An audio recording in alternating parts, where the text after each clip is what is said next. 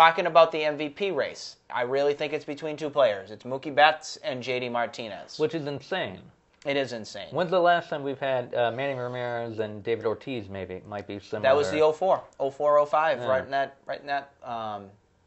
in that those years of contention from stuff. The question is, who do you pick? What do you do? Do you have a particular favorite? I'd like to see Mookie since he was robbed of it last year. Okay. Who won Are that? we Trout? agreeing Trout win here again? that I think Mookie it's a is. two-person race? Oh, yeah, Maybe a three-person. Maybe Jose Ramirez from the Indians needs to be Oh, involved. yeah, no, And Chris Davis from the Athletics. And Bregman, maybe. Bregman, yeah. From Houston. Mike Trout, I think he's dropped down a lot because the Angels injury. just aren't in contention. Yeah. And he got hurt. Yeah. So that slowed him down a little bit. No, yeah, I mean, from what you're reading, I agree with Tom here. I mean, to your two-person race thing, yeah, I think it's there. And I think give it to Mookie because he's out there in the field. I mean, Martinez will be out there A little bit. once in a while, yeah, and he's not bad at first. And also they put him out in the outfield, right? Or is he usually outfield or is he first? JD is usually DH. DH. Sometimes Usually he DH, plays yeah. right or left. Right or left? Oh, all right. Yeah. He's never played Yeah. first. No. Who am I No. thinking he's played? Well, No. I don't He's know. thinking of Steve Pierce. Oh, okay. Yeah, he's been good. Fast drop off. But no, Mookie is my pick. I do agree. Yeah. Right now, my choice is Mookie. Who do I want to get the MVP? It's JD Martinez. Really? And here's why. Mookie has had an amazing season. In a way, I'd kind of give it co-MVP. Maybe that's what they'll do to keep it fair. Because removing both of those players from the Red Sox, they aren't anywhere close to being the team they are right now. Mookie's big qualities that he brings to the table is obviously his speed on the bases, his glove. He's a Gold Glove outfielder, center or right field. He hits for batting average, for power, fantastically. He's leading off games, doing that stuff well. He's a great clubhouse presence. What is the main difference between the Red Sox of last year versus this year? JD Martinez. Why is that? Because he's a veteran. B, players like to go to him and ask for advice and see what they could do better. I mean, that's what we've seen in Mookie is his improvement this year is he's become a better player because of asking Martinez what he could do The better. Red Sox have become a better team because of, and I don't like to use that one person or that I in a team, because of JD Martinez. He has such an amazing learning presence that he carries himself about in the game of baseball. He breaks down his swings. He knows what's going to be happening. He tells certain players, maybe you need to do something else. He's almost in a way their hitting coach. His skills that he's able to pick up and kind of know how to hit the ball the right way or to go with a pitch or to make an adjustment that's necessary has translated over to other players to make them better. Look at the production you've gotten from one player that I think really needed someone to kind of chirp in their ear a little bit for this upcoming year is Xander Bogaerts. Bogaerts is going to have 100 RBIs, going to bat like 285, 290, maybe 300. He's going to have about 25 home runs in the season. That's huge. You didn't get that from him. You also have Kinsler, who was struggling with the Angels to start the season. Since he's been a Red Sox, Kinsler's hitting about 350. In that lineup, I mean, I could hit 350, maybe, who knows? But the adjustments that you've seen even from Blake Swihart in the past month or so with going to Martinez and saying, what's wrong with my swing? How can I make it better? In a way, JD is a player coach on this team. And he also brings his own posse with him, doesn't he? He does. Like his own batting team. JD Martinez, right now, if someone was to ask me who was one of the best signings that the Red Sox have ever had in history, I would say Manny Ramirez from being a free agent signings, I want to say. I would say Manny Ramirez and JD Martinez are my 1-2 right now as a team. JD Martinez has had that much of an impact on this season, and that's why I give it a co-MVP, Mookie and JD. Well, he has such a good relationship with all the players. Look at the relationship he and Holt have developed. I am such a fan of what JD Martinez has brought to this team. He is my favorite player on the Red Sox now. He absolutely is. And I love Mookie and everything, but without JD being there, Mookie isn't having the MVP season in my eyes without him there. No. Just my thought. And that could be that same David Ortiz, Mookie thing from Yep. 2 years ago. Exactly. Could But very also, well be. To back to Xander Bogaerts, his defense has been amazing. Please don't discount Xander Bogaerts, folks. I mean, his No. season he's having right now is just... He's the underdog. He's the unsung hero of this Red Sox team. Can't really discount many of His the batting offensive average players. with 2 outs and runners in scoring position, everything, Yeah. he's hitting like 375. That's awesome. Yeah. He's been clutch. He's delivering. I just want to see it more and see him be more consistent. She's showing the league that he's such a superstar, and that's great to see.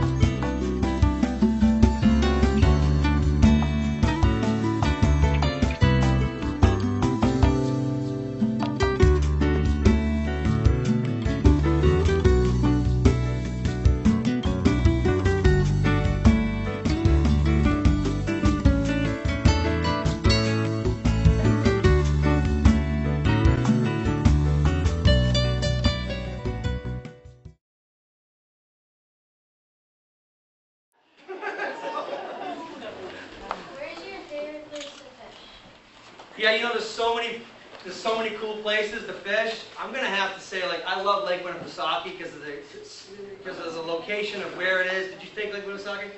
Yeah. You like it there? Yeah. I like it because of the proximity to Boston and everything around you. But for pure bass, pure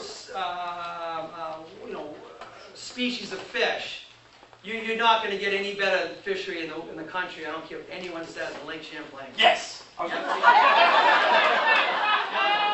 knew you were going to say Nobody's won! species in one day have you caught fishing for bass, sir?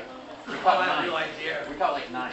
And there? Yeah, one Oh day. yeah, 9 yeah. I mean, I have no idea. I don't know. That lake is just absolutely amazing. If you've never been there yet, there's some good food now along the air routes and stuff, and there's some good places to visit and stuff. But Lake Champlain is definitely one of the best fishes in the country. When you go down to Florida or different parts of the country, everything fishes a little differently. There's different styles of water. Up here there's a lot of glacial lakes, and down there's a lot of swamp kind of lakes. But as far as overall, that's my favorite place. And back to the shows, it's all about just entertaining people and having fun. I mean, if you haven't fished, then then you haven't really enjoyed life. I mean, I think fishing's cool with your kids and your family, just hanging out, being on a boat. I love being with people when they've caught, catching their very first fish. It's like that cool experience. But just being on the lake or the ocean and just kind of floating around, and usually the girls go out in bikinis. And usually the guys are in Speedos. But I mean, it's just a fun, kind of relaxing kind of way to enjoy it, your life. And I think the fishing's been good to me. I think doing shows about like how to, it never was my style. My style was always about just entertaining and having fun and what it is that we do. But we definitely enjoy the fishing aspect of it.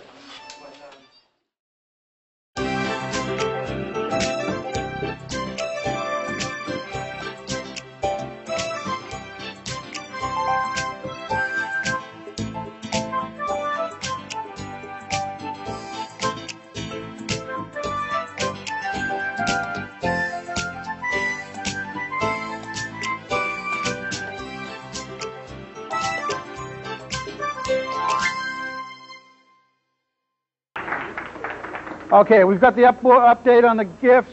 We've talked about Lou's aprons. Are we going to go? No, I got a message coming in here. Message right here All right. for the flower arrangement. Outstanding. Michael, it worked. We got a $75 bid for your flower arrangement. That's fantastic. Thank you, Michael. We appreciate the help. Okay. Are we going to go to sports tape? Are we ready to do that? I think so. Lou Pacelli put together a sports tape on North Reading winter activities and the various winter sports. So we're going to roll that tape?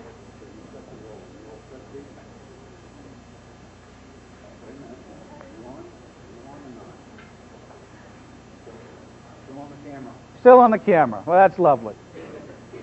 But as far as the gifts on the board are concerned, we need the people calling in with the pledges for the gift board or the normal pledges to get this number back up. And in a little while, we'll have the tote board update. And also in a little while, we can hardly keep them contained. We have some nice live entertainment. When you're ready. When I'm ready. I've been ready for a few moments now. So I think we'll go right to the sports tape, which is the winter sports done by Lou Pacelli.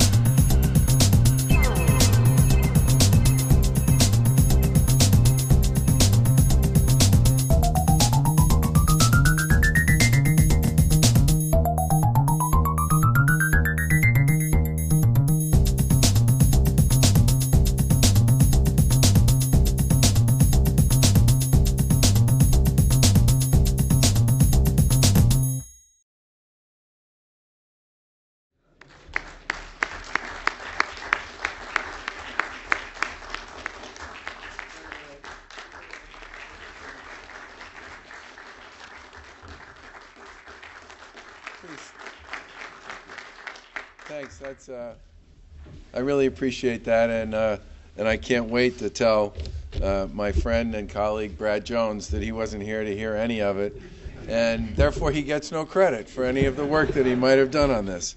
I'm really thrilled to be here today for a couple of reasons. The first is I was saying on my way in, I actually was the Secretary of Health and Human Services when the J.T. Berry facility was open. And I remember coming up and visiting it back in the 1990s. And I remember when the state made the decision to phase it down along with a number of the other facilities. And one of the real challenges the state's faced over the course of the past 20 years or so is how to come up with creative solutions for how to repurpose those facilities. And in some cases, there's an opportunity that sort of just everybody figures out works and they pursue it right away. But more often than not, they're big pieces of property.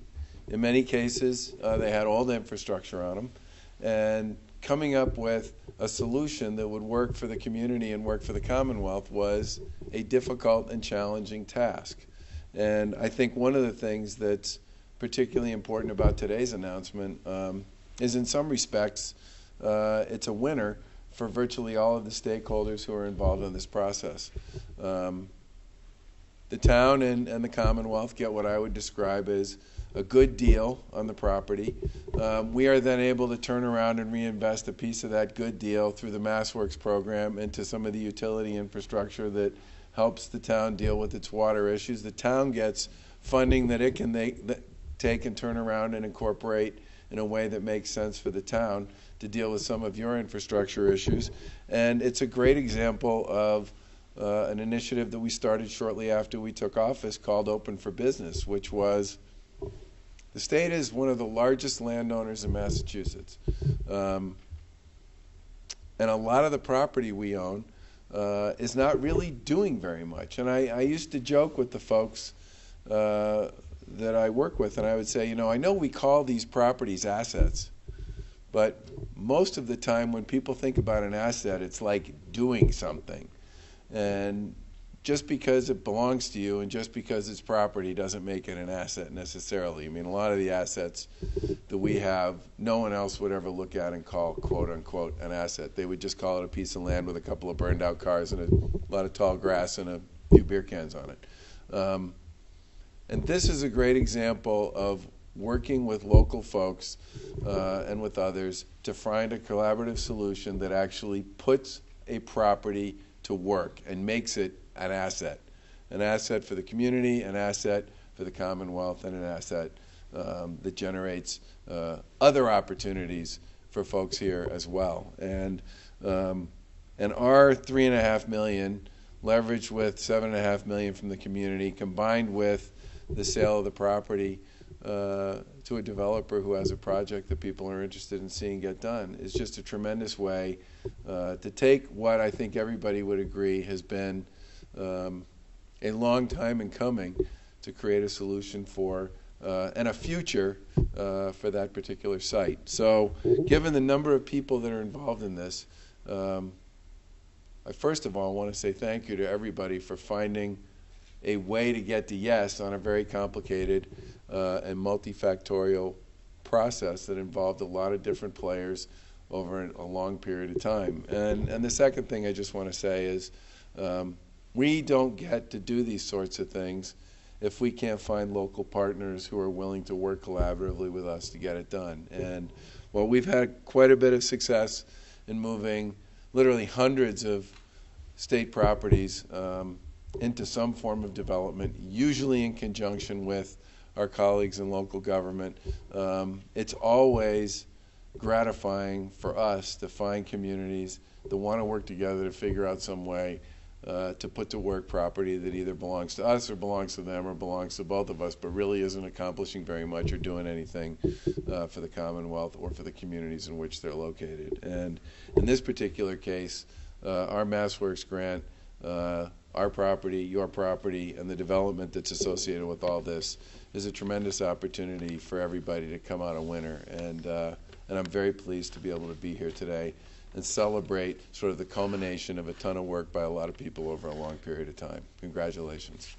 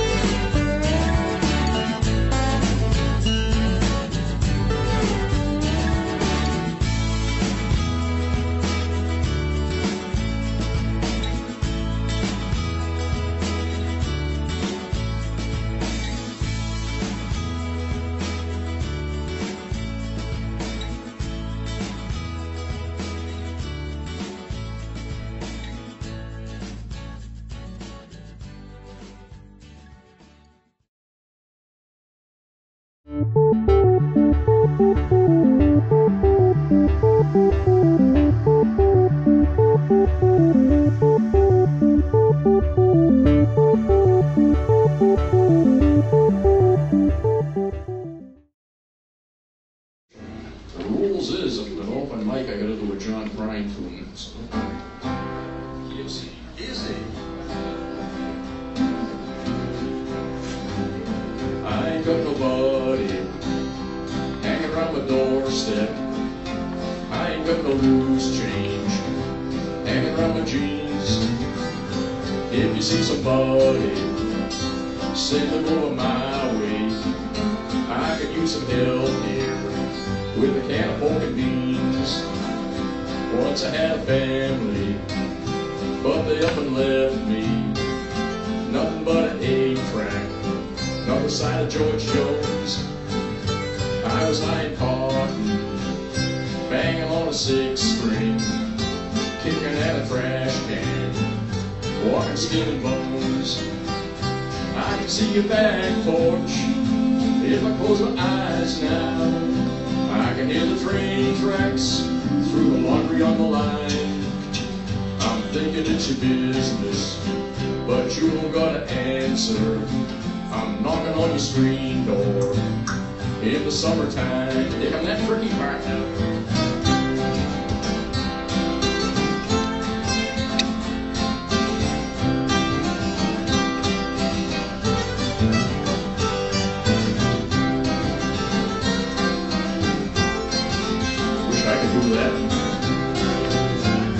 So do it again.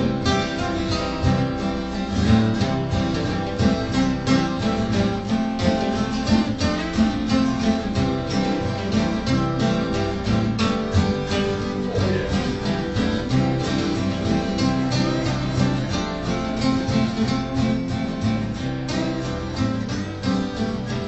Yeah. Everybody out there swinging in the trees now, hanging in the breeze now, hanging on the vine. I'm dreaming about a sailboat. I don't need no fur coat, cause underneath the dashboard got some sweet potato wine. I can see your back porch if I close my eyes now.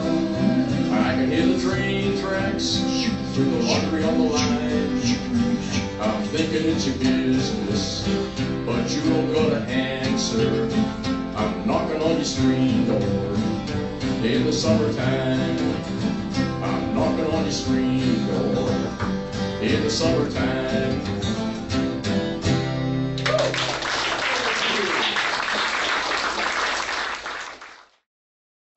Ladies and gentlemen, families and friends, I present the graduates of North Reading High School class of 2018.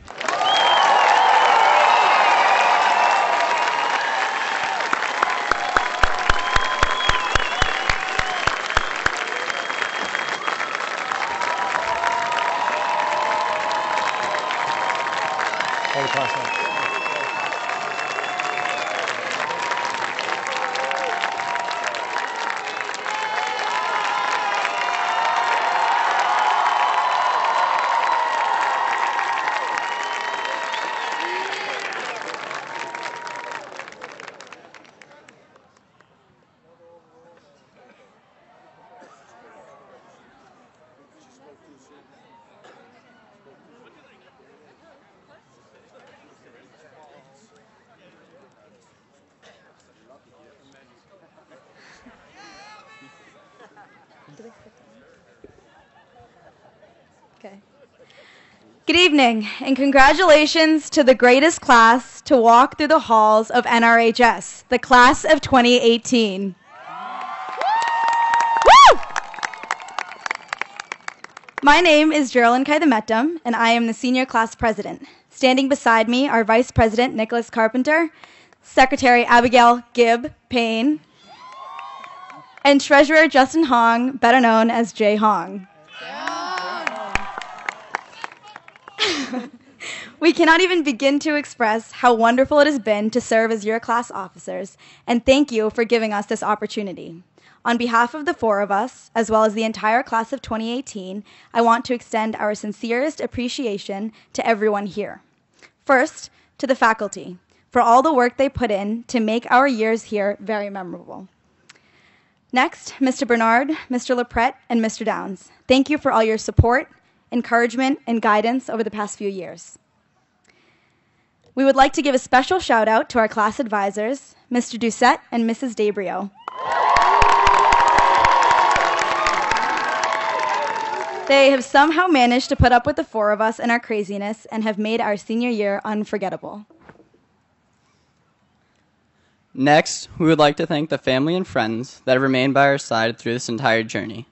To all of our parents, grandparents, siblings, aunts, uncles, cousins, and friends, thank you for supporting us over the past 12 years, for being there through our best moments and our worst. Thank you for coming to all of our games, performances, and for being the loudest voices cheering us on. Thank you for supporting us every day of our lives. We are who we are because of each and every one of you, so thank you for shaping us into the people standing before you today.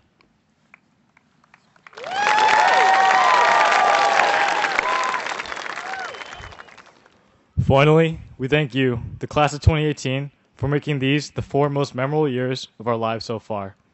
I am beyond confident in saying that there has never been and never will be a greater class to walk across this turf.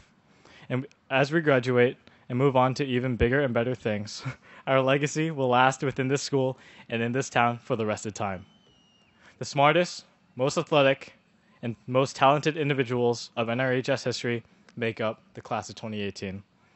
Throughout our years, we have won numerous state championships, been Cal champs in sports that have never seen a Cal title in years, and received numerous drama accolades, and the list goes on and on.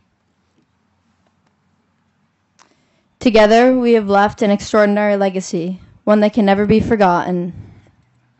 As the first class to graduate after 4 years in this brand new high school, we symbolize the beginning of an era. We symbolize the greatness that comes with change and that new beginnings can create wonderful outcomes. On behalf of the class of 2018 and in conjunction with previous graduating classes, we have decided to donate an electric sign which will welcome all to this amazing place that we have called home for the past 4 years, North Reading High School.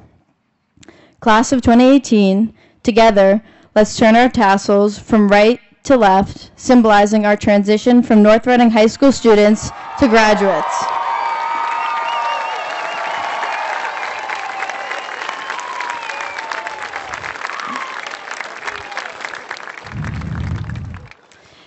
And now for the moment we have all been waiting for. Class of 2018, throw those caps up!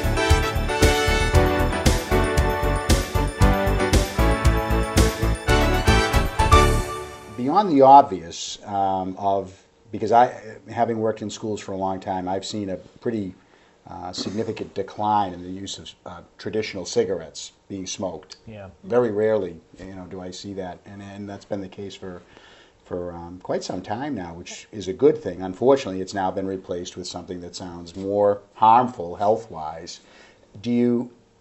What efforts are being made to educate young people, particularly around the dangers? I mean, you mentioned at the start here that we've seen a decline in tobacco, and there's statistical data. And I would imagine there's probably very little statistical data out yet. Is that to kind of use as a talking point with children to say, or young people to say? That's right. So because this is so new and because it's constantly changing from one device to the next to the different types of nicotine that Paul had mentioned, we don't have longevity studies. So you had mentioned before that it's more dangerous. To be honest with you, we don't know that for sure. We don't have any science that says that. The good news is that we keep an eye out for these sorts of studies. And it seems like since January, we've seen a flood of studies come out related to vape use. And one of the studies that to me is most alarming is Johns Hopkins put out a study that is showing the vape coils are creating a release of what they're calling toxic levels of heavy metals, chromium, lead, and nickel to be specific. So although we don't have any longevity studies to say what that's going to do to your lungs, I mean, let's try not to repeat our mistakes here. And so teaching students about that has been a challenge, but Paul can tell you a little bit about what we've been doing in town. Yeah, so in town we've been holding these community forums, and the first one we had great turnout. We had like 63 people. March 1st, I think. Sold out, if I'm not mistaken. Right? Exactly. And it was a great event because we had parents come and we had them. They were very concerned, and we had them go through our presentation front to back, and then after they even wanted to stick around more and keep talking to us because they just wanted to keep learning. And I could see it was a big need for parents to kind of see exactly what's going on. Parents were coming up to us saying, like, I found one of these and I had no idea what it was. And they're like, I saw it in my kid's bedroom. And then they came up and it's like, oh my God, that's what it was. It was a jewel pod. So now they're becoming more and more aware. It was a great event. Parents got to actually identify the things that they could see. They could take pictures of everything. So that was one of the things that we were doing, is just holding more community forums for people to come. Awareness, aware. Yep, absolutely. Another great thing we're doing is invited by you, Parent University. We're going to be there, and that's going to be on April 6th. April 7th. April 7th, Saturday, sorry. April 7th. Yeah, Saturday, April 7th. Yeah, so that would be great to have more parents come in and actually see the stuff firsthand. And then we've been actually invited into the health classes too at your high school. Good. So your health teachers have been very supportive. So that's a way to kind of now educate students. I mean, there's got to be some students that just don't know. Exactly. They think it's a cool trend or something. Or they'll say it's just water vapor. Right. What's the big deal? Don't understand. And I would hope that once they become a little more educated about